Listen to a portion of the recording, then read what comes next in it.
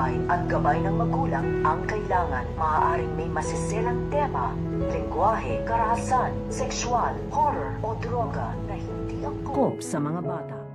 Sa pag-uwi nito nga ni para sa bahay nito nga ni Mamita ay dito na nga na maiisipang puntahan at kausapin at kamustahin ito nga ang kanyang anak na ito nga si Cheska, dahil ala nga dito ito nga daw si Lucy at ito nga daw si Darius ay magkakaroon nga daw sila ng pagkakataon na makapag-usap at magkamustahan. Kaya nga ito nga si Cheska ay masaya naman ito dahil sa pagdalaw nga nito nga ni para dito nga daw sa kanya, dahil wala nga daw siyang kasama, dahil ito nga daw kanyang ina nito nga daw si Lucy at ang kanyang ama nito nga daw si Darius ay lumabas nga daw ito upang i-celebrate nga daw nila dito ang kanilang pagmamahalan. Kaya nga ito nga si Cheska at ito nga si Para ay mapag-uusapan nga nila dito ang tungkol dito nga kay Mamita, dahil mababanggit nga nito nga ni Cheska dito nga kay Para ang tungkol nga sa ginagawa nga daw niya noon, kung paano nga daw nakausapin ito nga daw si Mamita. Kaya nga ito nga si Para ay tatanungin nga dito ito nga si Cheska